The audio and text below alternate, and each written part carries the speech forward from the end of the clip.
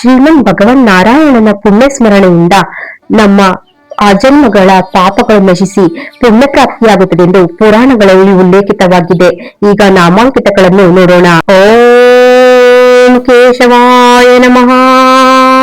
ಓಂ ನಾರಾಯಣಾಯ ನಮಃ. ಓಂ ಮಾಧವಾಯ ನಮಃ. ಓಂ ಗೋವಿಂದಾಯ ನಮಃ. ಓಂ ವಿಷ್ಣುವೇ ನಮಃ. ಓಂ ಮಧುಸೂದನಾಯ ನಮಃ. ಓಂ ತ್ರಿವಿಕ್ರಮಾಯ ನಮಃ. ಓಂ ವಾಮನಾಯ ನಮಃ. ಓಂ ಶ್ರೀಧರಾಯ ನಮಃ. ಓಂ ಋಷಿಕೇಶಾಯ ನಮಃ.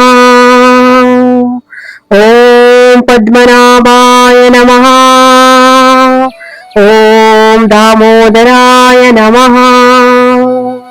ಓಂ ಸಂಕರ್ಷಣಾಯ ನಮಃ. ಓಂ ವಾಸುದೇವಾಯ ನಮಃ.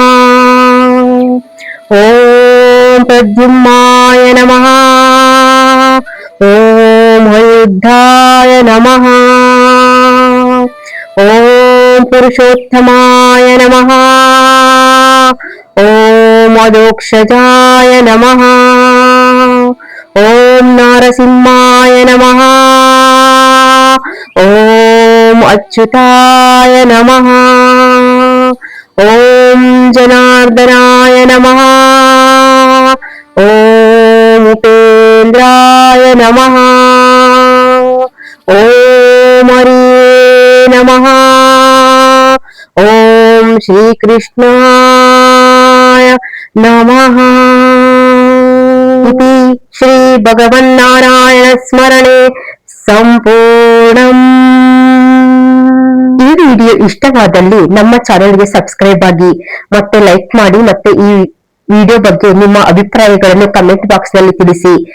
ಶ್ರೀ ಕೃಷ್ಣಾಯ ನಮಃ ಎಂದು ಕಮೆಂಟ್ ಮಾಡಿ. ಈ ವಿಡಿಯೋ ನೋಡಿ ಕಮೆಂಟ್ ಮಾಡಿದವರಿಗೆಲ್ಲ ಅವರ ಇಷ್ಟಾರ್ಥಗಳು ನೆರವೇರಲೆಂದು ಶ್ರೀ ಕೃಷ್ಣನಲ್ಲಿ ಪ್ರಾರ್ಥಿಸುತ್ತೇನೆ.